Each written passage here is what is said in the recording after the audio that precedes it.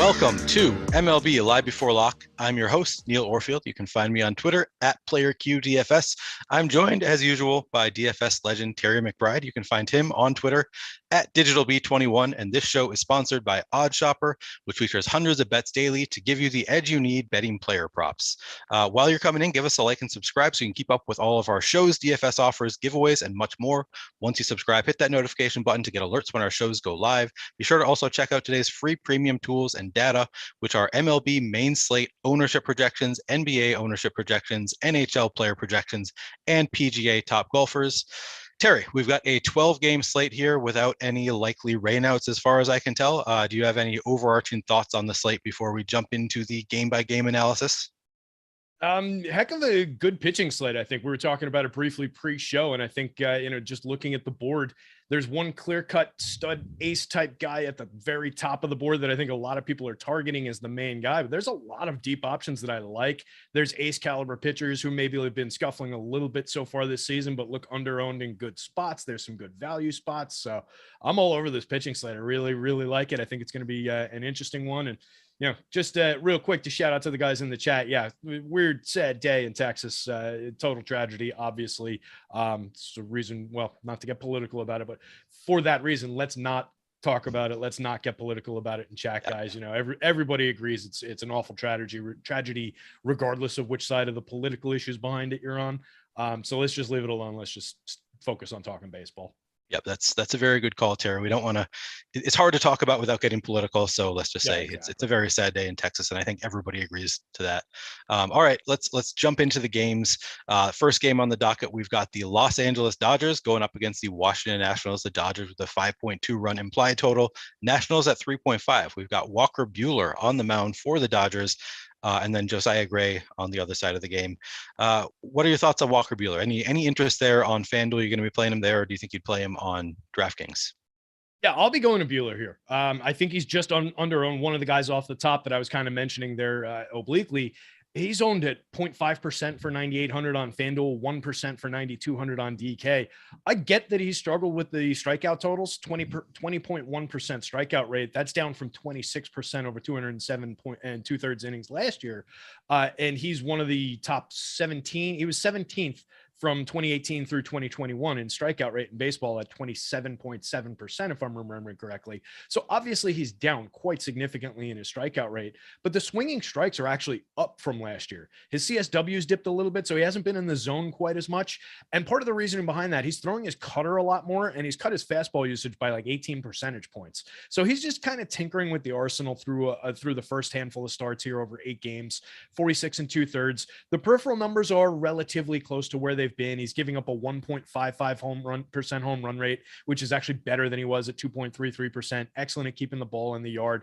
No real contact to speak of, a 5% barrel rate. Nothing to worry about there. So against the Nationals team that doesn't have a ton going for it, they're okay at limiting strikeouts. They're like 10th in baseball at limiting strikeouts in the split. They don't have much power to speak of in the split so far this season. So I think Walker Buehler pitches deep into this game. I think you can find a few bonus strikeouts here. And I think he's got a great shot at the win and the quality start bonus because we're targeting Dodgers bats going up against Josiah Gray on the other side of this one. So why not book their low-owned ace pitcher alongside those bats and just take the win upside with it, take the quality start upside that he's probably going to get us here with 1% of the field on it. I think it's a nice spot. Yeah, it's crazy low ownership for a pitcher as talented as Walker Buehler, and he's also low owned on DraftKings. So yeah, I think he's a play anywhere you go. What about the other side of it? Are you going to be playing any national stacks against Buehler as well? Very minimal interest. If a couple crept in around the edges, I would be fine with it. It would be focused around Juan Soto, Nelson Cruz, Josh Bell, Yadiel Hernandez, probably there in the middle. I don't really have much need for Cesar Hernandez on FanDuel or Keibert Ruiz, really. If you're on DK, you can definitely build Keibert Ruiz, the catcher, in from the 2 spot. That's a nice spot for a switch hitting catcher with a decent bat. He's a 279, 341, 377 so far this year, 5% better than average creating runs. So those would be my focus guys, but it would be super low priority. Just a couple around the edges. I might have some, Juan Soto, only 4.4% owned for 3,700 on FanDuel. That'll probably pop up as a one-off here and there for me. And I'm fine taking shares of the one-off there, even against a quality pitcher like Walker Buehler. Okay, so are you only interested then in like one-offs or shorter stacks, or are you going to be doing, do you think, any 4-man stacks? It wouldn't be deliberate. Like, it's not something I'm going to go out of my way to make sure that I have. Okay. As far as 4-mans, it would probably more naturally pop up as 3-mans with Soto, Cruz, and Bell, particularly on the FanDuel slate, where I'll run some deliberate 4-3s like that. Yep. And then I expect that Soto would pop up at that price into how he still projects for me as a one-off in a good number of the ones on the 4-3-1 if I allow him to. Okay, yeah, that makes sense. Yeah, the stack looks okay, coming in at 0.9% projected ownership with a 2.1% chance of being the top stack on the board, 3.1% chance of being the top value stock on the board. So, it's some positive leverage there, but it's not a crazy amount. So I think you can, if you play them, you're gaining a little bit EV based on the low ownership, but if you fade them, it's not like they're a crazy play to fade either. How about the other side of the game? Josiah Gray, he looks like he has a pretty decent strikeout rate. He's coming in at 25.3% K rate so far this year. The 4.6 expected ERA, not quite as good. 1.27 WHIP is mediocre, I guess. How are you feeling about Josiah Gray? Are you going to tempt the gods with Josiah Gray against the Dodgers at all? I certainly am not. And best of luck to everybody who is. Looks like that's only 0.5% of the field on both sites. Doesn't look like a lot of people are falling into that one. I do think that this is a talented kid who will have a good, few seasons ahead of him. 25.3% strikeout rate this year. Last year, over 70 and 2/3. He was a 24.8% strikeout rate guy. He walks too many still. He still has to harness his control and command. He's improved from where he was last year in terms of the walks, down to 9.9 from 10.7%. Cut his whip down from 1.36 to 1.27, but those are still high. It's good at inducing swinging strikes, but gives up a ton of premium contact. This year so far, a 42.6% hard hit rate, a 14.8% barrel rate on a 24.4-degree average launch angle. That's a ton of premium contact to be going at that trajectory. That yields home runs. This year, 4.95% home run rate. That is down a little. Last year, it was 6.19, which is just massive. But this is a home run hitting target here. So we want to be pretty heavily invested in Dodger stacks, I think. Okay, yeah, that was, of course, going to be my next question. Everything you're saying, that he has control issues, he walks a lot, he's a target for home runs, all leads you to the Dodgers. They are coming in at 14.2% projected ownership on FanDuel for the stack, with an 11.4% chance of being the top stack. So a little bit of negative leverage. Is that going to scare you off? Are you going to be under the field on the Dodgers, or do you think it's such a good spot that you're still willing to get to at or above the field's 14.2%? Yeah, to me, this is one that's such a good spot. I'll be at or around the field probably on Dodger stacks in the raw form of just talking about you have that team rostered with 4 guys from it. But a lot of that weight for me is probably going to drop into the back end of the lineup, where I can grab Justin Turner, Edwin Rios, Chris Taylor, and Gavin Lux all at single-digit ownership, with decreasing ownership around a Gavin Lux 3.7%, Edwin Rios for 2,300 and all his ridiculous power at 9.2%. He's let people down over the last couple of games at heavy ownership for low prices. The ownership's dipped. I'm going to stay right there with that bat against this home run yielding pitcher. 5 home runs so far, a 320 ISO in just 53 plate appearances. Bonkers power for Edwin Rios there. Will Smith, I think, is also an under-owned asset on the FanDuel slate. He's a catcher, so catchers just don't get love. He's a premium bat. You can play him in this spot, particularly hitting cleanup for 10.4% popularity. I'm happy to go to Will Smith there. And then you build in the Max Muncy's, the Freddie Freemans, the Trey Turners, the Mookie Bettses of the world. Just as long as you're not going directly only to those super heavily owned bats. And I tell you, off the top, Mookie's only 11.7%. So that's pretty low for him. I'm happy to get to Dodger stacks. I think there's enough ways to put them together. You've also got 5 players on FanDuel in that lineup that have multi-position eligibility. Everybody at the bottom half of the lineup is super cheap. I really like going to Dodger stacks here. I'll actually probably be overweight to the field. Okay, interesting. Yeah, it sounds like, it's easy to get a little bit different even within those stacks just by going to the back of the order. So I think it makes some sense to go there, especially if you believe in the stack. Anything else that you want to say about this game before we move on? I like Max Muncy a lot for the home run, and he's only 3,000 on the FanDuel slate. He's also drawing 20% popularity. So I didn't specifically mention him in breaking down the team, but I do love the spot for Max Muncy here for some of the power to start to come around for him. He's been struggling with his pop this year, but this looks like a great target for him. Okay, sounds good. Well, let's move on from the chalk Dodgers to the chalk Yankees. We've got Yankees with a 5-run implied total facing Baltimore at home in New York. Baltimore's got a 3.2 run implied total with Bruce Zimmerman on the mound for the Orioles, Jordan Montgomery on the mound for the Yankees. Let's start with Bruce Zimmerman. Are you going to play any Bruce Zimmerman and his 20% strikeout rate? That's not too terrible. Any interest there? Yeah, that's a little low for me to be wanting to take shots at this lineup with, especially with a middling kind of a lefty. He's been somewhat effective at 3.89 xFIP this year, but he's just kind of unexciting, and he gives up decent hard contact and as kind of a fly ball pitcher. 41.9% hard hit and 9.7% barrel rate. He's gotten away with it, only a 2.35% home run rate, so he hasn't been tragic for the home runs, and he's been pitching, like I said, kind of effectively, but he's just not a premium arm. He's not somebody I'm willing to take and tangle with these Yankees. We've seen now 2 starts in a row, Jordan Lyles, the righty, perform very well against this team, but overall, just in a vacuum, they are a ridiculously loaded offense for power, for run creation, for on-base skills, and they're not striking out that much this season in the overall. The active roster, with particularly without Joey Gallo in here, against left-handed pitching this year, 20% strikeout rate. That's 9th best in baseball. Against righties, 20.1%, also 9th best in baseball. So they've been performing in terms of strikeouts. No DJ LeMahieu in the lineup today. He got scratched. You've got a really weird back end of the lineup here. I don't know that it necessarily plays into Bruce Zimmerman putting up a monster DFS start, but it might temper my expectations for the Yankees upside. Just, I think they're going to struggle to turn the lineup over here with a back end of this lineup that includes Miguel Andujar, IKF, Marwin Gonzalez, and Jose Trevino. That's pretty weak final 4 hitters here. So I don't love that.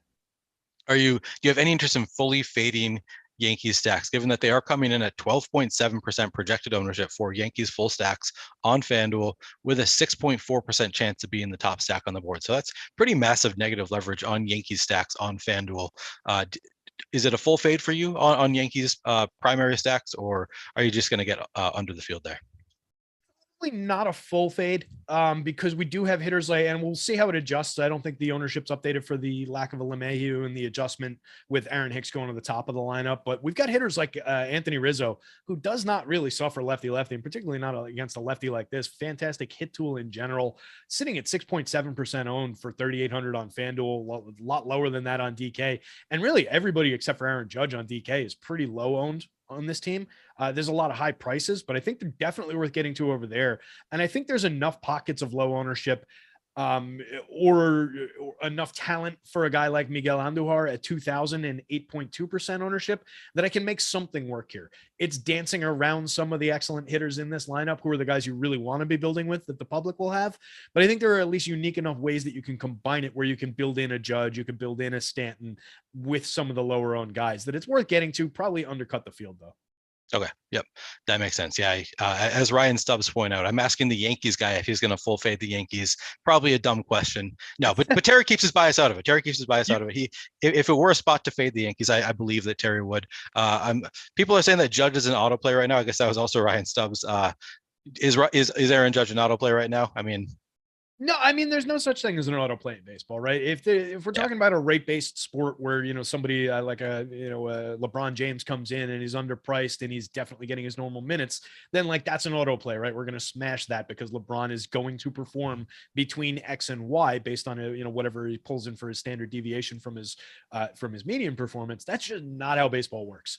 Aaron Judge is absolutely locked in. He's got 17 home runs. He's got a 715 slugging percentage. He could easily go out and hit 2 more home runs against this pitcher. He's got a 25.9% barrel rate and a 63.9% hard hit. These are unheard of numbers, but he's going to be owned by 26% of the field. He's one of the higher priced players on the FanDuel slate. I think he is the highest priced DraftKings hitter at 13%. You're not getting away from enough of the public. You're not going to distinguish yourself enough for the most part on most slates with him in your lineup. It did work out yesterday for a lot of people who one-offed him, but it's not going to more often than not.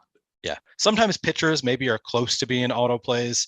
Yes. Never for me really, but they're much more likely to be auto plays. Yeah. Maybe in cash also, like Aaron Judge might be, but usually even a player that expensive. Baseball, yeah, if you're playing cash for baseball, in my opinion, you're a madman anyway. So fire away. I do think, I mean, not for price. I haven't run any optimizers, but based on how he would normally project in this spot, I would have to imagine he's definitely going to be a part of a lot of cash lineups and probably makes sense in that format. Yep, I would think so.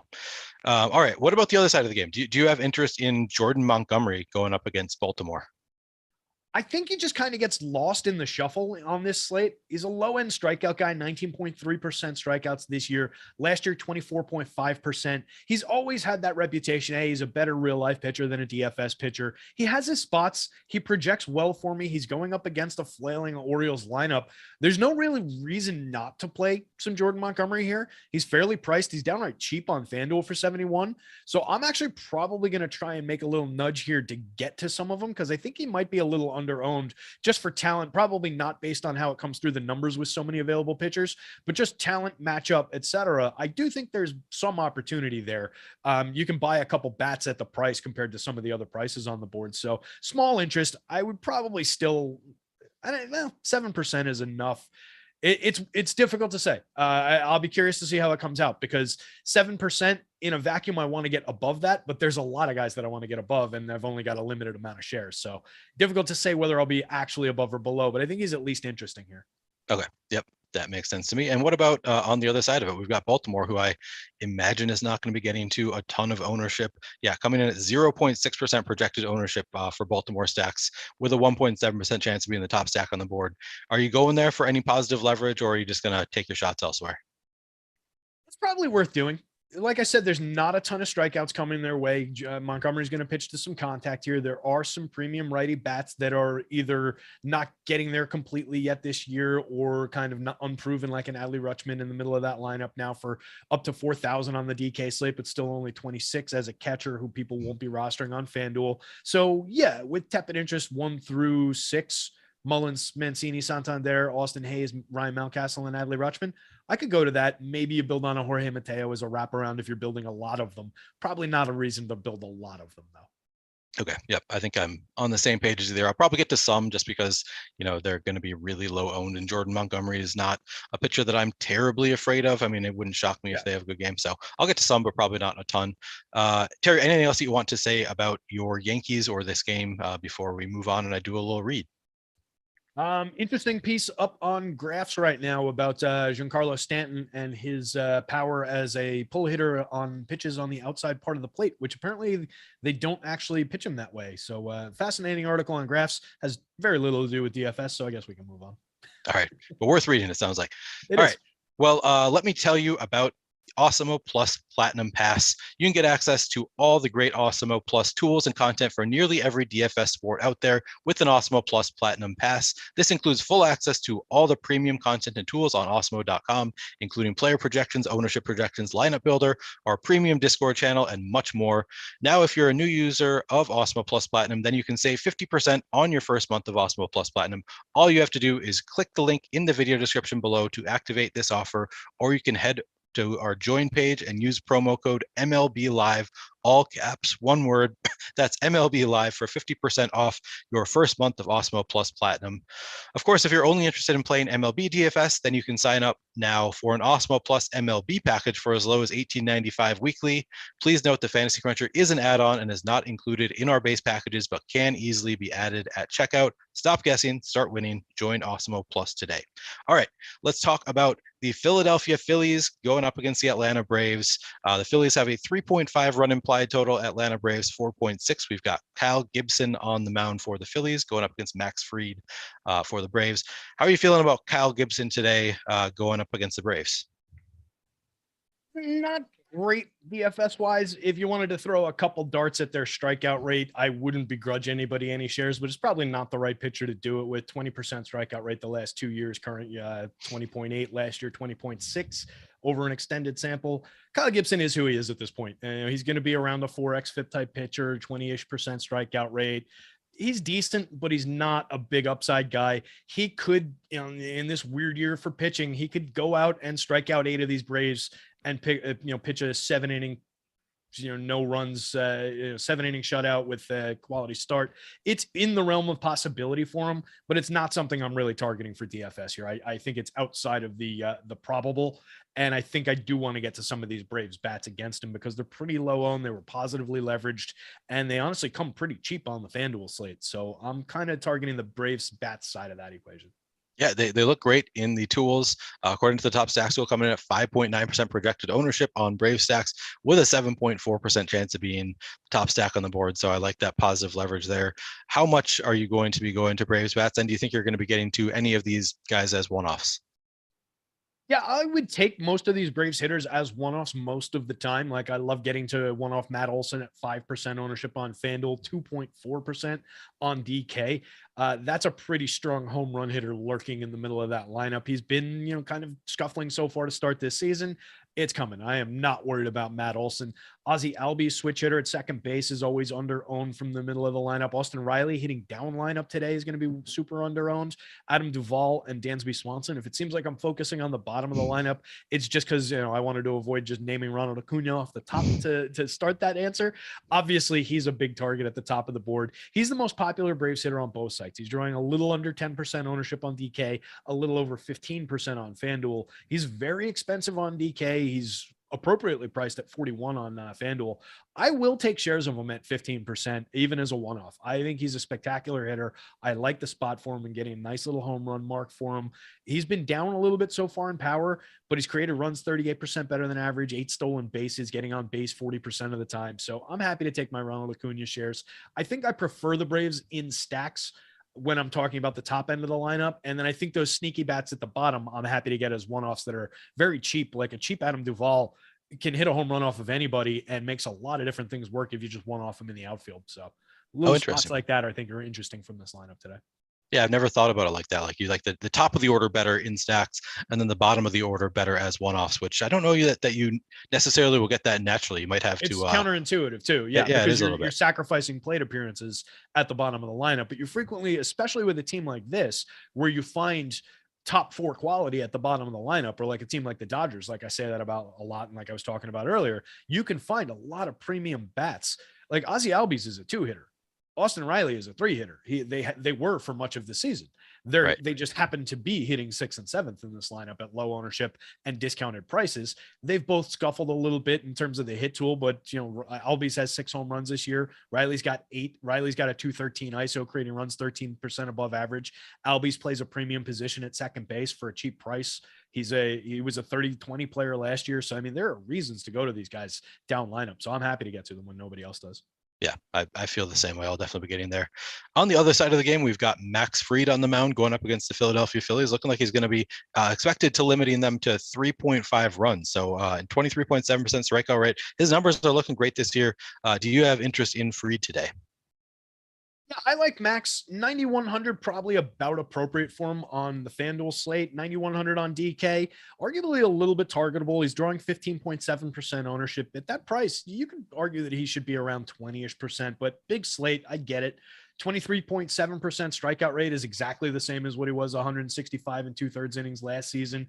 Improved his xFIP from 3.45 to 2.68 so far this year. Cut the whip from 1.09 to 1.04. Small improvements, but noteworthy. 13.5% swinging strike rate, up from 11.1% last year. So potentially more strikeouts to come for him. The CSW percentage is up. The hard hit is up slightly, but not concerningly. The barrels are down. So I really like Max. I think he's an effective pitcher. I think he's got a good shot at holding this Phillies lineup down. I don't know that I'll be above the field because their field is 10% on FanDuel. Like I said, 15% maybe you can target on DK. I'll probably be around the field though, 8% somewhere around there on him on the FanDuel slate. I don't love tangling with all the right-handed power in this Phillies lineup and Bryce Harper as well, but I think it's worth taking some shots. I think he's got the talent to get through it, pitch cleanly, find you a few strikeouts and get to the quality start and get to the win. Yeah. What about the other side of the game? So the Phillies are coming in on FanDuel at 0.7% projected ownership for the stack with a 3.5% chance of being the top stack. So that is some pretty nice positive leverage there if you go there. Are you willing to target the stack against Max Fried though? Fried does take the top off power enough that it's concerning that normally if I saw the Phillies against a pitcher even as good as Max Fried, who didn't have the acumen for suppressing power like he does, I would be quicker to jump on it and get over the field because they're all very low owned. They're actually pretty underpriced on the FanDuel slate too. So maybe it is worth targeting a few additional shares of against 0.5% ownership. That's easy enough to do, but it's not one I don't think where I'll be like really pushing the gas pedal down on it because of how Fried suppresses power. He has everybody cut down to under a 6 in my home run model, with 10 being the magic number for a good chance at a home run. That said, Nick Castellanos at 3,300 against a lefty is always worth getting to. He's only 39 on the DK slate too. I think that's worth targeting over there. $4,900 Rhys Hoskins, 3,400 on FanDuel is worth getting to. Bryce Harper I'll take against anybody. So there are stacks that can come together over there, but it's not one I'm really going to get overly excited about because Fried is very good. Okay, yeah, not forcing it in, but maybe you'll get to some anyway, just because of the low ownership. They make some sense there. Anything else you want to say about this game before we move on? Lots to talk about. We can move on. That's true. All right, we've got the Detroit Tigers at my Minnesota Twins coming up next. The Tigers with a 3.2 run implied total, Twins with a 5 run implied total. We've got Bo Brieske on the mound for the Tigers, going up against Sonny Gray for the Twins. Sonny Gray looking a little bit chalky today. Let's start with Bo Brieske though. Are you planning on playing any Brieske today? And then are you planning on playing any Twins stacks on the other side of it? I'm relatively sure with those admirable pecs that everybody always points out of yours that you could hit a home run off of Bo Brieske. So no, I will not be rostering any Bo Brieske here. 13.2% strikeout rate, a 6.4% induced swinging strike rate, 42% hard hit with an 11.4% barrel rate over his 26 and a third. And he has yielded a 6.14% home run rate so far this year. I am targeting Twins bats for power. Major home run upside for these guys. They're all smashing through the top of my home run model today. They're going to be a little bit popular, but there's a lot of spots to offset ownership. So we'll dig into that lineup, but absolutely 0 shares of Bo Brieske. And I think the public is getting way carried away on Sonny Gray on the other side. Yeah. Wow. Well, we'll get there. Let's talk about that twin stack first. So they're coming in at 12.4% projected ownership. As you said, one of the chalkier stacks on the day with a 6.3% chance of being the top stack. So they are one of the likeliest to be the top stack on the day. They are, I think, seventh most likely to be the top stack. But then the ownership comes in way higher than that. So, that usually leads me to suppressing ownership, but it sounds like you're still willing to get there. Are you willing to get even with the field at that 12.4% or above that number? Probably when it comes out in the wash, it'll probably be, roughly around that number, because I do think it's another team where there's pockets of low ownership. Gary Sanchez at 3,100 on the FanDuel slate should not be under 10% owned with this much of an opportunity to hit a home run in the cleanup spot. I know we don't need catchers over there, but who cares what position he plays? We're rostering Gary Sanchez for his bat. 221 ISO, 4 home runs this year, but we've seen him hit many home runs in his career. He might strike out 3 times. Probably not against Bo Brieske. He's going to be throwing beach balls up there. Max Kepler at 11% ownership is another major home run target. Hit one last night. Looks like primed to hit another one tonight. Down toward the bottom of the lineup, Ryan Jeffers as a dual. If you wanted to go double catcher approach on the FanDuel slate and get really weird about it, that's another decent home run hitter with a bunch of premium contact. Not a great opportunity, not a great triple slash hitter by any means, and he also strikes out a ton. You might bake 2 zeros in. You might also bake in a couple home runs when you're going through this lineup. So most of the weight is on Byron Buxton. If you're rostering anybody else, you're already differentiating a twin stack. And I think there's enough low ownership pockets there that you can even build Buxton in and not really sweat it that much. Combine it with something that's lower owned in the second stack, low owned pitching, and you'll be A-okay. Like put these guys together with Walker Buehler at 1% and you're already starting out pretty differently. All right. I like that. I like you give me permission to play my Twins because I want to. I want to be playing the twin stack against Bo Brieske. So maybe I'll do that as well. Yeah. And this is actually it's interesting because yesterday the Tigers started the day with Elvin Rodriguez, then it switched to Bo Brieske, and I wrote up this twin stack as my featured stack with Brieske on the hill yesterday. Then they switched it back to Elvin Rodriguez. So they had a good game against Rodriguez yesterday. And if you go to my write up from yesterday, you get a bonus write up because that's who I had as the opponent. So those numbers are for today, and they look great today. Yeah, I thought that Brieske was a starter yesterday for a while. I thought I had seen that. So, okay, that's why. Yep. All right. Yeah, they went with Bizarro Erod. So on the other side of the game, you already said that you think Sonny Gray's ownership is getting a little bit out of hand. He does have a 28.7% strikeout rate, 3.52 expected ERA, 1.26 WHIP. He was in the first lineup that I built. And this is how a player gets chalky because everybody sees it, that he looks cheap, especially on DraftKings. Now Yeah, 6,800 on DraftKings just looks so cheap. So when I'm building a stack, I'm like Sonny Gray against Detroit, 6,800. He has upside there. So naturally, everybody wants to go there. But then on DraftKings, he's coming in at 41.7% projected ownership as a result. And on FanDuel, he is 8,200. So a little bit more expensive, but still getting 19.5% projected ownership. What are you doing with Sonny Gray? Are you full fading Sonny Gray, or are you just trying to get under the field here?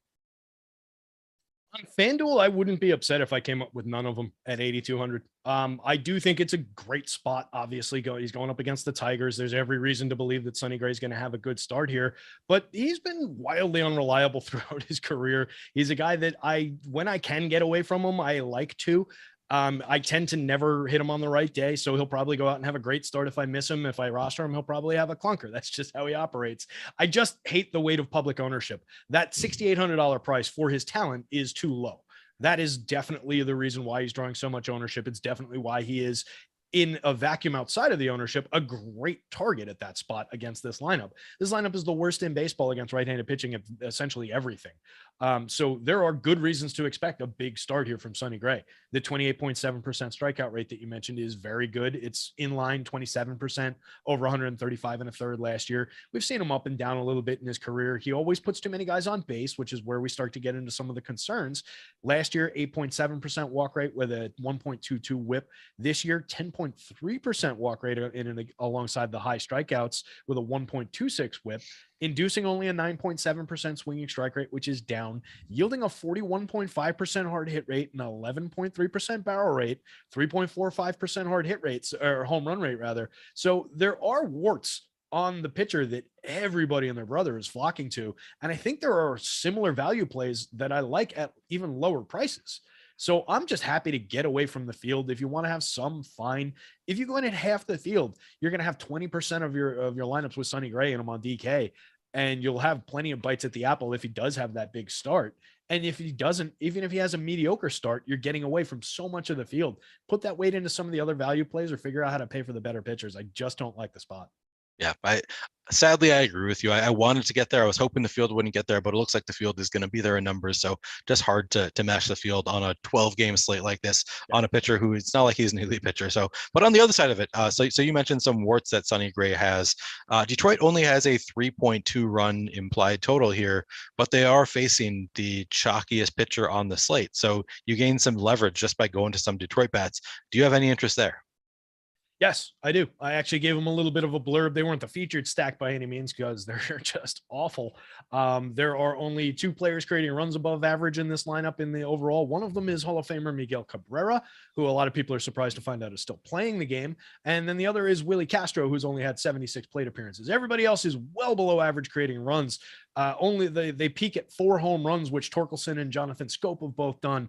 Cabrera, Javi Baez, and Heimer Candelario each have 3 home runs in the middle of the lineup. This is a bad team, but you're going against a massive part of the field, against a pitcher who will put guys on base, who will yield some opportunities, and who does yield some premium contact. So if we get that oddball Javi Baez double dong game, or just he goes out and hits a 3-run home run at 2% ownership and 2,500 on FanDuel, 4,100 on DK, I want to be a part of that.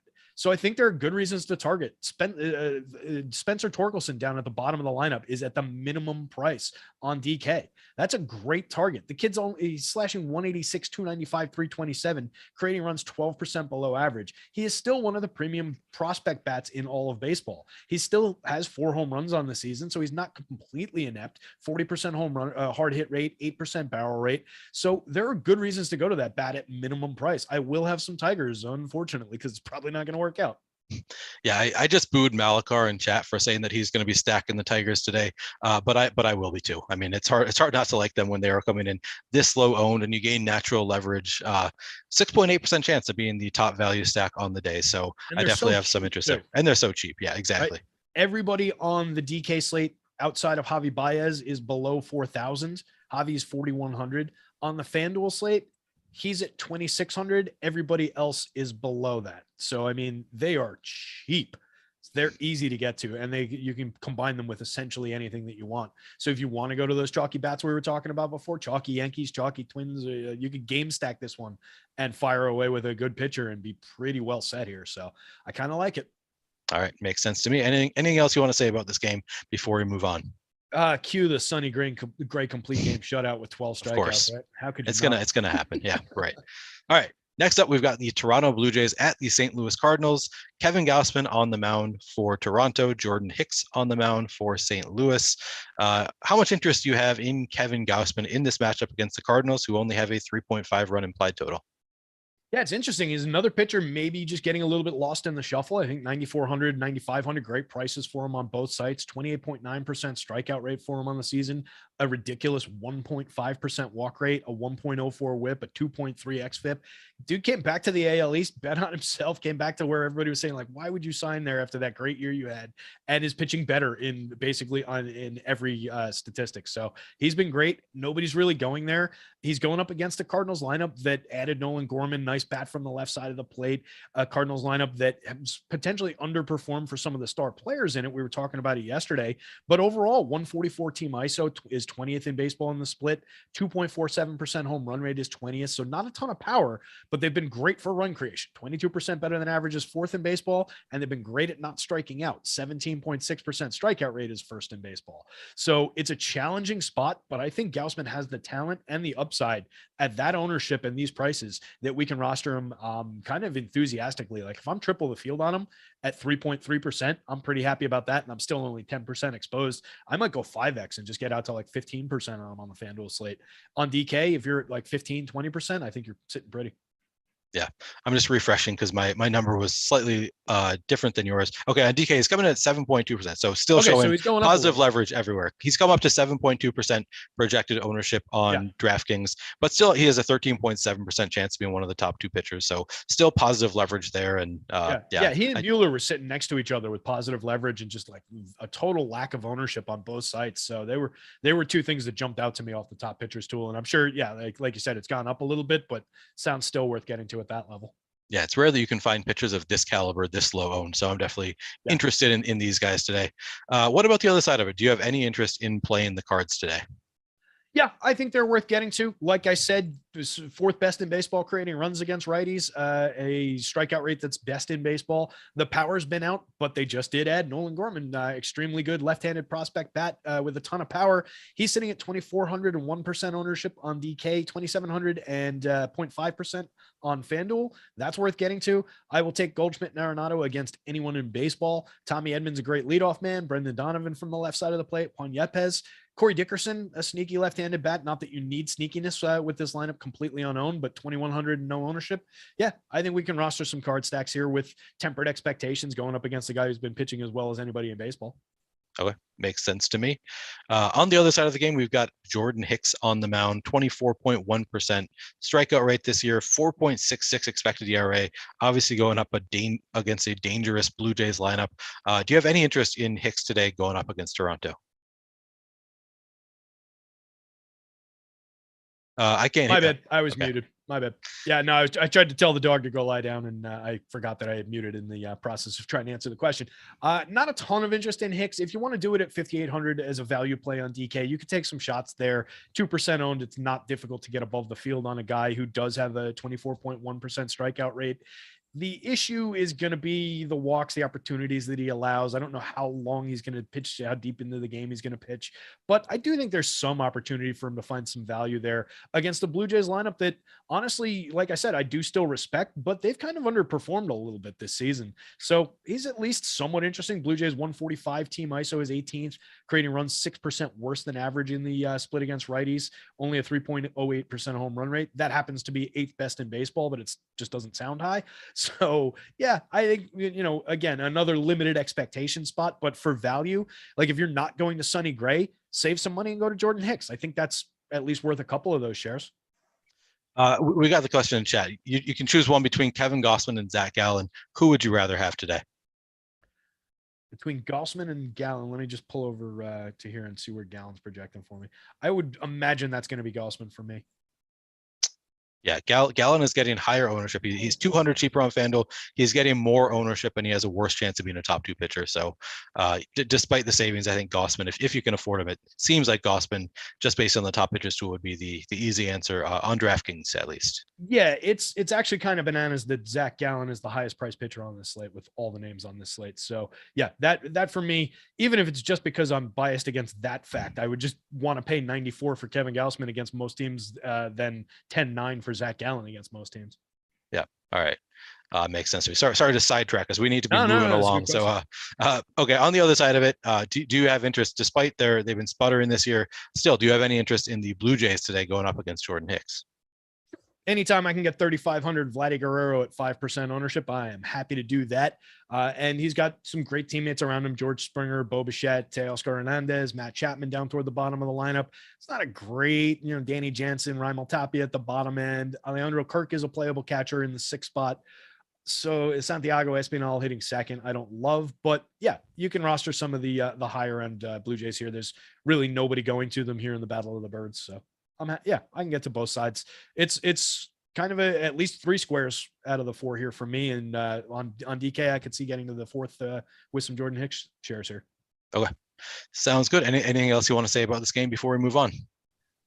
Just to think of Vladdy's still looking for that first home run since May 5th. The clock is the watch is on for Vladdy Guerrero and the slump. 257, 349, 426 with a 169 ISO. Ouch. That's not Vladdy Guerrero. It's not great. Yeah. Still a 54% hard hit rate. Yeah. I'm betting on Vladdy. He's going to come back. I'm not concerned about him. All right. Before we move on to the next game, let me tell you about our sponsor, OddsShopper. Make your best bets in 30 seconds or less. OddsShopper features hundreds of bets daily to give you the edge you need betting NBA and NHL player props with expected win percentages and ROIs included. OddsShopper uses the same DFS projections we use here at Awesemo to filter out the best bets available. OddsShopper also features a parlay builder with optimized parlays and an arbitrage tool that identifies risk-free, guaranteed profit bets that you can make across sportsbooks. You can find the link to OddsShopper in the description of this video, so head over there and start making smarter bets now. All right, next up, we've got the Battle of the Sox. We've got the Boston Red Sox at the Chicago White Sox. Nick Pivetta on the mound for Boston, Dylan Cease for the White Sox. Let's start with Pivetta. Do you have any interest in Pivetta going up against the White Sox? It would be very minor and probably on DK at 7,800. I do think he's a capable enough pitcher. 23.6% strikeout rate, a 3.69 xFIP, induces a 10.8% swinging strike. The home runs are not tragic at 2.87%, but he is giving up a lot of premium contact, which I would be concerned with against these White Sox. They haven't been great, but there are some excellent bats over there. So a little bit of Pivetta, a little bit of White Sox stacks on the other side of that equation, probably to counter any bad game that he might have. But he's very low owned for the potential upside. There are a lot of guys like that on this slate, and some guys who have more talent and better matchups, though. Yeah. And you mentioned that you do have some interest in the White Sox as well. Are you going to be going to full White Sox stacks, or you think you're just going to be going to some one-offs here? It might be more in the form of one-offs. I'll be curious to see how it comes up. They're not very expensive on the FanDuel slate. Jose Abreu sitting at 2,800 on FanDuel. Yasmani Grandal, 2,400. AJ Pollock hitting third, 2,600. So there's a lot of cheap spots. That might turn them into stacks a little bit more than I would expect just based on the projections. The top end is where I would want to live those top 5 hitters, maybe a little bit of Gavin Sheets around the edges. It's not a priority stack for me, but I won't be surprised to see a lot of black in my fantasy cruncher when I run it. Okay. Makes sense. On the other side of the game, we have Dylan Cease, who is the second likeliest to be a top 2 pitcher on this slate, currently on DraftKings, with an 18.2% chance of being a top 2 pitcher. He's coming in with a 26.8% strikeout rate, 2.23 expected ERA, and a 1.17 WHIP. All elite numbers for this slate. How much interest do you have in Dylan Cease here against the Red Sox? And will you be playing any Red Sox bats against him? Suddenly surging Red Sox. They've been pretty good over the last 10 days. They are up to a 158 team ISO against righties. They're creating runs 4% better than average against righties now. 19.8% strikeout rate is 7th best in baseball. So some minor improvements by the Sox here. Certainly, they're not the bad team that they look like early on. They've got way too many good hitters to be that team. But Dylan Cease is very, very good. 36.8% strikeout rate over 43 and 2/3 innings so far this year at 2.59 xFIP. And he doesn't seem to be getting the love, particularly on FanDuel, 9,600. That's a price down for him based probably on the matchup. Tough spot, but I think he's worth getting to. Only 11.7% ownership is my last update, probably hovering in that 12 to 15% range overall, under 20% on DK. I can take out a few additional shares of Dylan Cease here. I would probably, in the overall, just based on how many pitchers I'm saying I want to get to, will probably end up out or maybe slightly below the field, but I do want to target a fair amount of Dylan Cease here. Yeah, he's getting a little bit more ownership on DraftKings, coming in at 19.4%, which, I mean, obviously that usually happens because you have to play two pitchers. You're going to get higher ownership overall, but still looks like a fairly neutral play on DraftKings. I imagine I'm still going to be getting to plenty. What about the other side of the game? Before we move on real quick, something that just popped to mind and I had to check it out. As a Twins fan, do you know anything? Are you concerned at all also with all those people going to Sonny Gray, going back a couple games about the pitch count? Because he's topped out at 84 pitches so far. He's only thrown, a handful of innings on the season. He did throw 6 innings against the A's the last start, reached 84 pitches. So I'm not extremely concerned, but like that's also lingering in the back of my mind here. Is there any word about that? Is there anything you've seen out there? I have not seen any reason to believe.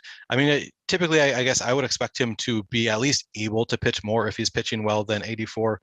My expectation would be that the pitch count keeps going up. But even if not on DraftKings, at least I think the price is low enough that it's not a major concern for me. I guess on FanDuel, I mean, you really need to get through 6 innings if you want that quality start. So it is still a concern there as well. And it's a higher price. So on DraftKings, yes, I agree with you that it does make sense that is a little bit more of a concern. On FanDuel, less so, just because the price is right. But on DraftKings, obviously the issue is the ownership there. Everybody sees the same thing that we're seeing. So and a similar matchup to that one against the A's where he did cruise through 6 and hit that quality start. So I mean, there's reason to believe that he could do it no matter what. But it's just another thing to throw on the fire there with all that ownership. Yeah. So you mentioned the Red Sox are kind of streaking right now. Do you have any interest in full stack in the Red Sox here against Dylan Cease? Not a pitcher I love to tangle with, but I might do it a few times because there are some premium bats in that lineup that are just going completely untouched, like Rafael Devers, who's pulling just below. He's at a 9.82 in my home run model where we want a 10. So I'm willing to consider that a 10. JD Martinez, Xander Bogaerts, I'm happy to take against anybody. Trevor Story obviously has been hitting like a house of fire recently, so I can get to that. He's up to a 212 ISO, 7 home runs, still only slashing 226, 310, 438, but he's definitely been rolling recently. Even like a Franchy Cordero for that sneaky home run potential. I can take 48.8% hard hit and a 12.2% barrel rate from Franchy. So yeah, with limited shares, I can get a little bit beyond the field. There's no ownership to speak of, so it's probably worth doing. Okay. Anything else you want to say about this game before we move on? No, let's move on. All right, yeah, we've got 6 games left in a little over 20 minutes, so we got to be moving here. Beautiful. We've got coming up next the Cleveland Guardians and their 3.3 run implied total going up against the Houston Astros and their 4.9 run implied total. Zach Plesac on the mound for the Guardians, Framber Valdez on the mound for the Astros. Let's start with Plesac and his 13.8% strikeout rate. Any interest there? You roster Zach Plesac on this slate, you're crazier than I am, and I do some weird things with pitchers. I figured you were going to say no interest in Zach Plesac. What about the Astros on this? I have 4.9 run implied total. Hard not to have a little bit of interest there. They completely shit the bed yesterday. I played a lot of Astros, so that was disappointing. Coming in at only 7.9% projected ownership, 8.2% chance to be in the top stack. Any interest there? Yeah, I think we can get to them. I think they're a little bit more appealing with the very low ownership totals on the back end of the lineup on the DK slate, where you can go from Julie Gurriel at 2.9%, Kyle Tucker 5.1, Pena at 6.1, Chas McCormick 3.0, and then grab Jordan Alvarez from the 4 spot if you want to build him on top of that quartet. So there are a lot of ways to put this lineup together in low-owned ways. On FanDuel, a little bit more difficult, but you've got low ownership on Brantley. You've got low ownership on most of those guys, all single digits in the back end again. Tucker's up to around 10%, but that's still very playable. I like the spot. I like the upside. Jordan Alvarez has a great shot at hitting a home run off of Plesac here, so I would not want to skip him very frequently at 3,800 on the FanDuel slate. I'm happy to get to as many Astros bats as I can here. Hopefully the public leaves them on the table a little bit because of the underperformance yesterday. All right. We've got Rinpack in chat asking us whether we're going to play Chase Utley or Alfonso Soriano here today. Obviously just making a joke, but it does worry me now. It looks like Rinpack is transitioning over to MLB. I don't think I've seen him a lot so far, but it's never good when the Sharks start pivoting over to MLB from NBA. I saw his little logo and name up toward the top of a tournament just the other day, and I notably stood out because I said, "Oh, I haven't seen Rinpack in many top of MLBs lately." So he's probably just diving in. Yeah, he's World. coming. He's coming. All right. All right. On the other side of this game, so we have interest in the By the Astros. way, the answer is Alfonso Soriano. Obviously, Alfonso Soriano. Yeah, I agree. The other side of this game, we've got Framber Valdez, 19.7% strikeout rate, 3.23 expected ERA, 1.26 WHIP. Looking a lot better than Zach Plesac. Do you have any interest there going up against the Guardians? Not on this slate because there are so many options. It wouldn't completely surprise me if Framber went out and had another one of those good Framber starts here, but the Guardians don't strike out all that much. It's not a great matchup for the strikeouts, which is the key for Framber having that big start versus just an average start, particularly when he comes at 9,900 on the FanDuel slate. I just don't think there's enough on the bone for him in this matchup. He's very likely to suppress the offense on the other side, still sitting in a negative 3.9 degree average launch angle, a 1.5% barrel rate, 32.8% hard hit. He's an excellent pitcher in terms of keeping the ball down, keeping it suppressing power, suppressing run creation, and sequential hitting. The one thing you worry about is the strikeouts, and I don't see the upside for that here. So, okay, makes sense. He looks a little bit better on DraftKings at only 8,200, but still he's 12.1% projected ownership with a 9.4% chance of being a top two pitcher. So if you full fade him, I don't think there's anything wrong with that. It looks a little bit better, but still not great. All right, what about the other side of that game? I mean, the Guardians don't have a huge 3.3 run implied total is not amazing, but they're a dangerous team. Obviously, Jose Ramirez, you can play any day. Are you going to be stacking the Guardians at all or just getting to some one-offs? No, I'll probably be avoiding the Guardians for the most part as far as full stacks. I just have a healthy respect for what Framber does in terms of keeping that ball in the park and on the ground. So it's kind of like Dallas Keuchel in the good days where he would not be a great DFS starter, but you would not want to throw offenses against him because everybody's just drilling the ball into the dirt. So I'm going to probably avoid him. I might even, limit the exposure that I get to. Like I get a good projection on Jose Ramirez because he's Jose Ramirez, but I don't believe that that's his actual projection against this pitcher necessarily. So I'm probably going to even limit my exposures to Jose Ramirez in one-off situations. I don't think it's a great spot. I don't think there's a ton of home run upside. He's a player who's very frequently above a 10 in my home run model. He's cut to a 5.12 today to put it in a little bit of perspective. So I just don't like the spot. Yeah. All right. That's good. I like when you take stands like that. Makes it easier. Don't go playing Guardian bats. All right. Anything else you want to say about this game before we move on? No, we can head on out from here. And yes, I did almost call them by their former name if you caught that. All right, we'll move on. We got the Texas Rangers at the Los Angeles Angels. Rangers with a 3.8 run implied total. Angels 4.9 run implied total. We've got Dane Dunning on the mound for Texas. 23.5% strikeout rate, 4.22 expected ERA, 1.21 WHIP. He's looked pretty good so far in his career. Do you have any interest in Dane Dunning in this matchup against the Angels? Another one where probably if it was a smaller slate, this is a spot I would be really targeting because I do think Dane Dunning is a very good pitcher. He projects out fairly well for me. I like that mid-level price for him. It is a garbage version of this Angels lineup as well. We've got Ohtani, Trout, and Jared Walsh up at the top. And then it's Matt Duffy cleaning up, Rengifo hitting fifth, Brandon Marsh, Stassi, Wade, Velasquez.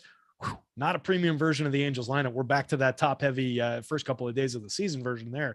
So that gives them a little bit of a bump. I'm going to try and grab a few shares, but there's just so many spots. I have a hard time sacrificing shares of like a Walker Buehler against the Nationals to pick up Dane Dunning against Mike Trout and Shohei Ohtani. I'll zero it into just those two hitters. I'll leave everybody else on the table. I still have a hard time doing that.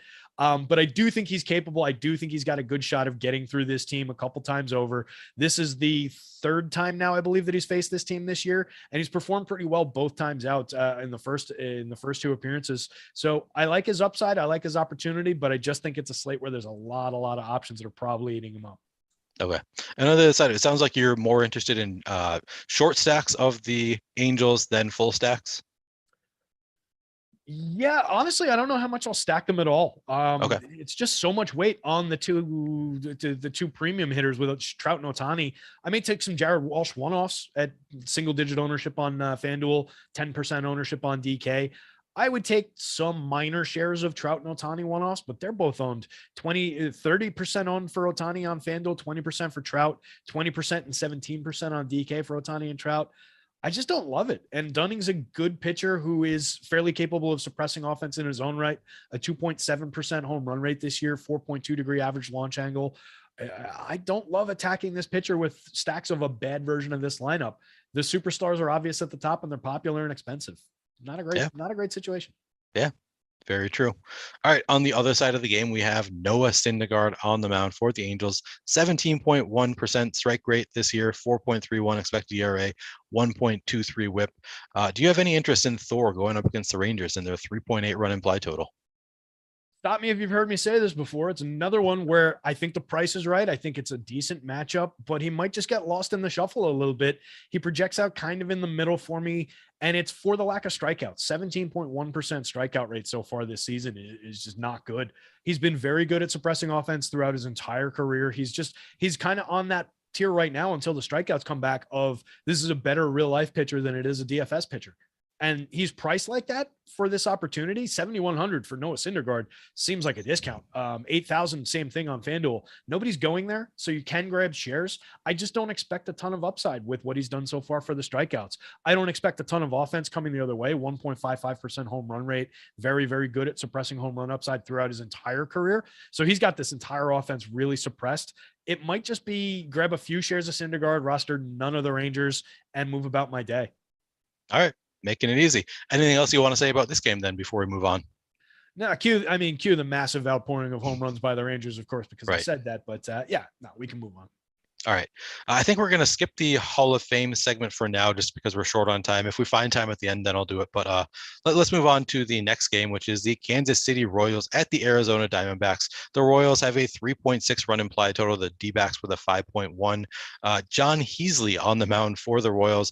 4.9% K rate so far this year. 6.02 expected ERA. 1.80 whip. Any interest in Heasley today?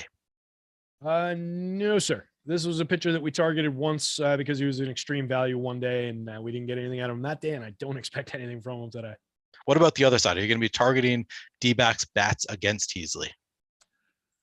In a vacuum, it's totally worth doing, but with all the weight of the world on their backs in terms of ownership, I am assuming negative leverage. I'm not looking at the tool at the moment, but I just don't love going there for a bunch of flawed hitters who have overperformed to this point in the season. It's a bad pitcher. It's definitely, worth it. I'll get to them under the field, and I will have some shares of some of these guys, but it's not going to be one where I'm going to push over the field. I just think there's too much there.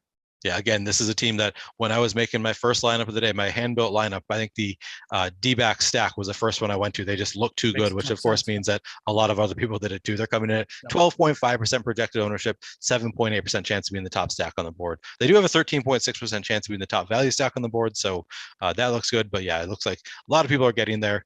What about the other side of the game? We've got Zach Gallen on the mound for the D-backs, going up against the Royals. Do you have any interest in Zach Gallen at 20 with his 26% strikeout rate, 2.02 expected ERA, 0.71 whip? Those are elite numbers, but he is the most expensive pitcher on the board on FanDuel. Do you think you're going to be getting there at all? Yeah, he's been really, really good this year. But I just, like I was saying before when I answered that question, I just don't love the idea of paying 10-9 for him with so many other options. Going up against a KC team that is at least pesky. They're not good, but they're definitely pesky. They only strike out at a 19.9% clip against right-handed pitching. They don't create runs. They don't hit for power, but they're very good at not striking out. So when we need those Ks, I don't love it here. I'll probably be, the field's at 1.9% at that price, so I might just accidentally get myself above the field. It's not difficult to do, but it's not something I'm really going to target doing. 9.6% for 9,300 on DK. Maybe that's worth targeting to get to 15%. Just grab a few extra shares because I do believe in the pitcher. I do believe in the spot. 26% strikeout rate this season. A non-threatening team, but one that might challenge him for those strikeouts. So if you bypass him in favor of some of the better options we've talked about, I wouldn't call you crazy for leaving it and undercutting the public on both sides. Okay. Makes sense to me. What about those pesky Royals? Are you going to be going there at all in this matchup against Gallen?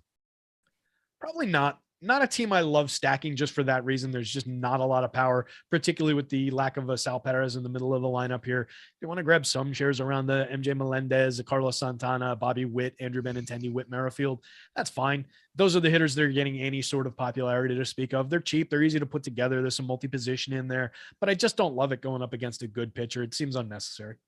All right. Anything else you want to say about this game before we move on? Nah, let's move on.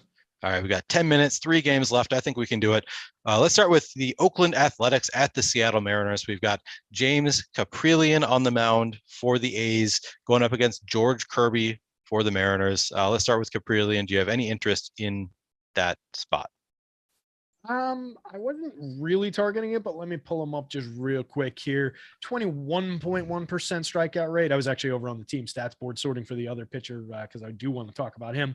I don't think I need to get to Caprillion here. 6,400 puts him on that value tier. At 3.4% ownership, you're not out of your mind if you want to take a couple shots against Seattle. They are sitting at a 115 team ISO and a 1.99% home run rate against right-handed pitching this year. But they've been good for strikeout rate. 21.1% is 12th in baseball and a 10th ranked 13% above average WRC plus. So despite the lack of power, they've been good for run creation, sequencing, et cetera, et cetera. I don't think it's a great spot for Caprillion, and he's not been a premium strikeout pitcher this year so far. Small sample, 18 innings, but I just don't think we need it with all the other options on the board. Okay, yeah, it makes sense.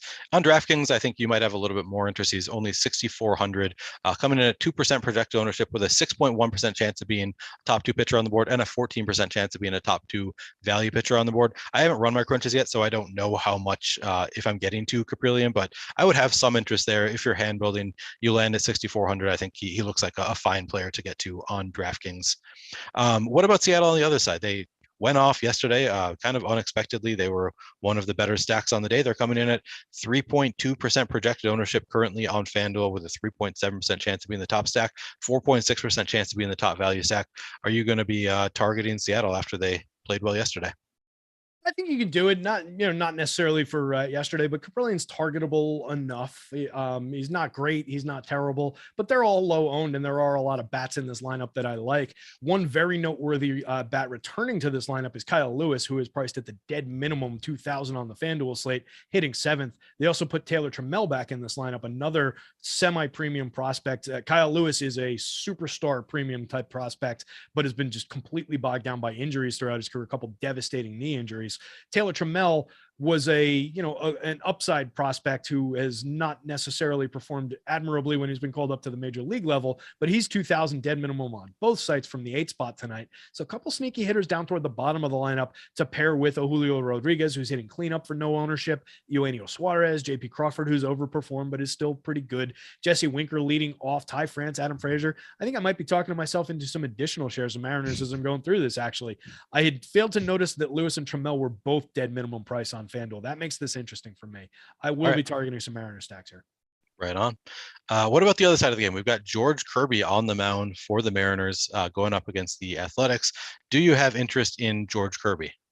Yes, this is my value pitcher of the day. He's drawing 17.9% ownership on DK, so people are catching on. Some of that Sonny Gray ownership is probably shifting over to him. I think it's worth still shifting shares over from Sonny Gray to George Kirby. 6,000, you're saving a good amount of salary from a lot of other options on the board, and he's going up against one of the worst lineups in baseball. The Athletics so far this year, 23.1% strikeout rate against righties is 20th. That's their best attribute.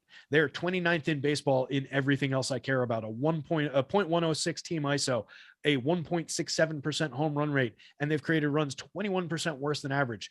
Fire away with George Kirby, who is a premium prospect. He's known for his command. He's got a plus fastball. He has not succeeded over the small sample, 15 innings at the major league level this year, a 17.7% strikeout rate. He's allowed 53.1% hard hit. There are reasons to be worried about it, but I do not care. I will take shots against this lineup all year long, particularly when I have a pitcher that I think is this talented at prices like this. On FanDuel at 7,000, he's 4.2% owned. That might be my favorite spot of the day.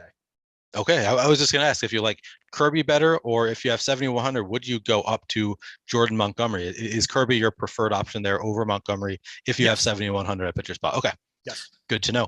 All right, so what about Oakland? So you really like Kirby. It sounds like you like him better than the field does, and maybe even better than the tools do a little bit. So maybe does that scare you away from the Athletics, or is this a both sides are for you? No, the Athletics' lack of talent scares me away from the Athletics. I would take out a couple hedge stacks if I get carried away with my George Kirby shares, which I probably will. So a few shares of like a Jed Lowry, Chad Pinder, Seth Brown, Sean Murphy. There's not a lot to like in this lineup. Maybe Kevin Smith from the 8 spot, but just not a lot to like from this lineup. They're very low priced. So if you wanted to try and get creative with value, nobody's going to be doing it against a rookie pitcher who has not yet struck out anyone at this level. I could see taking some shots. It's just not the spot for me. That said, there are 5 hitters in that lineup at the dead minimum price on the DK slate, which you have to at least be a little bit interested in as a value play against the 17.9% value pitcher. So on DK, a little bit more favorable than on FanDuel, I think. Okay. Makes sense. Anything else you want to say about this game before we move on? No, just to reiterate, that is some mind-blowing value on the athletic stack if you want to tangle with that. It's probably worth doing with a little bit more enthusiasm even than I was just giving it. Okay. Those are ridiculously low prices. To get 5 guys from any one team, I don't really care who they are at the dead minimum. You can do a lot of creative things with some value on DK with that. Yeah, so it sounds like you have interest in basically every side, except for you don't really have interest in James Caprillion. I might add some Caprillion on DraftKings, but other than that, it sounds like this is a game you have a lot of interest in overall. Yes, and my enthusiasm still lies with the George Kirby side of it, some of the Seattle stack. I do not think anything of this Oakland lineup. I think they will fail here. It's just that those prices at 2,000 with 5 hitters in the lineup, that's kind of unavoidable in terms of value going up against a pitcher who is 17.9% owned. That is worth taking out some shares of just from a game theory perspective.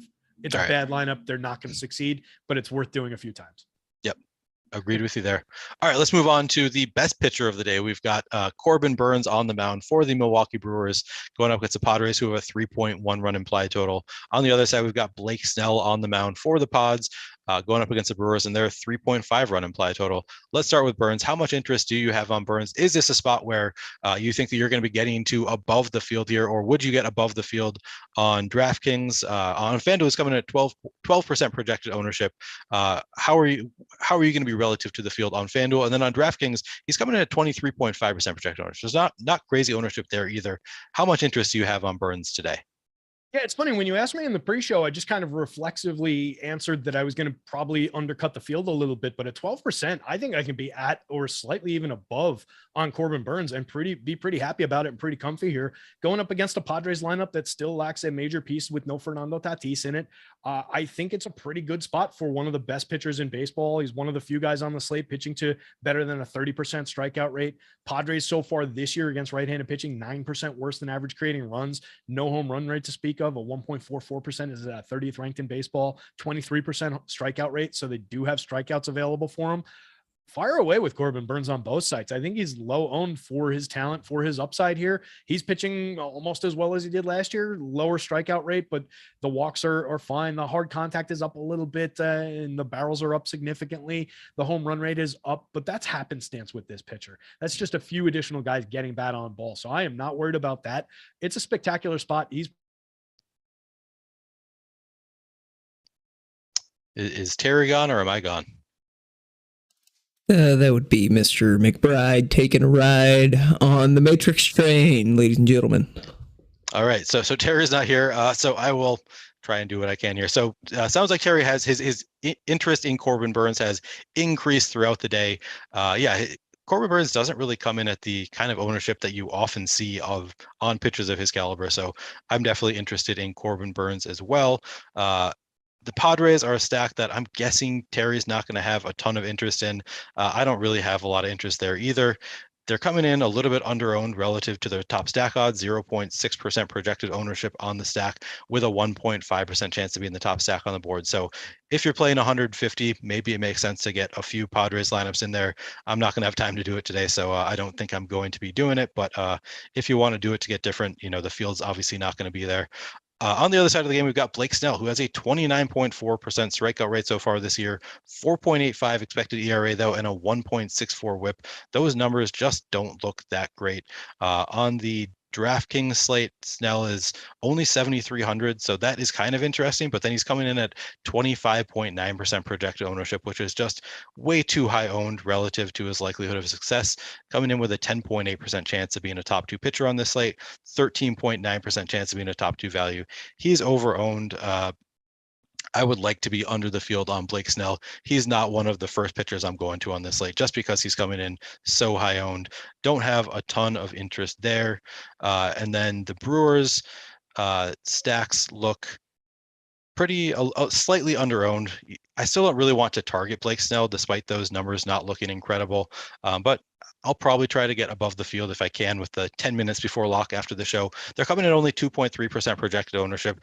They're a dangerous stack, 3.4% chance of being the top value stack on the day, 3% chance of being the top overall stack on the day. So I do have a little bit of interest in the Brewers.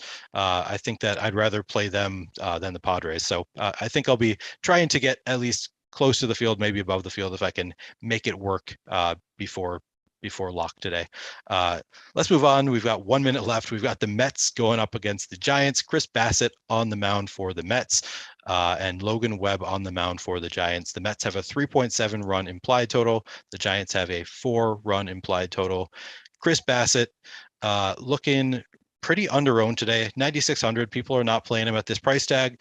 He's coming in at 0.7% projected ownership with a 7.5% chance of being one of the top 2 pitchers on the slate and a 2.1% chance of being a top 2 value pitcher on the slate. I'm probably not going to force him in. I don't think I'm going to get to a ton of Chris Bassett, but it might make some sense. He's a good enough pitcher to be, coming in at under 1% ownership. It's hard not to have a little bit of interest there. On the other side of the game, we have Logan Webb coming in at 0.5% projected ownership. I have a little bit more interest here. He's coming in with an 8.6% chance of being a top 2 pitcher and a 4.6% chance of being a top 2 value pitcher. I like those numbers. I'll have some interest in Logan Webb. As far as the stacks go, I'm having trouble finding things now. Okay. San Francisco, coming in at 0.9% projected ownership on the stack with a 3% chance of being the top stack of the day, 2.4% chance of being the top value stack of the day. I have interest based on those numbers. I would like to get above the field. Probably not one of the first 10 stacks I'm making today. The only real reason to play them is, they're coming in low owned relative to their odds of success. So if you're playing 50 stacks, I probably want one. If you're playing 150, I'd have a handful, but I'm not going to go overboard. And then the Mets on the other side, kind of a similar spot, 1.6% projected ownership on the stack, 2.9% chance of being the top stack on the board, 1.8% chance of being the top value stack. Not a ton of interest there, but again, if you're playing 150 lineups, sprinkle them in. That's kind of the best I can say about them. Sorry we lost Terry at the end of the stream, but thank you, Terry, for joining us for most of it anyway. Fun stream today. Thanks for watching. And if you are playing NBA DFS tonight, stick around. We've got the deeper dive and live before lock coming up. Before you head out, remember to hit that thumbs up button and subscribe to the channel. Thanks for watching. Have a great night. Good luck.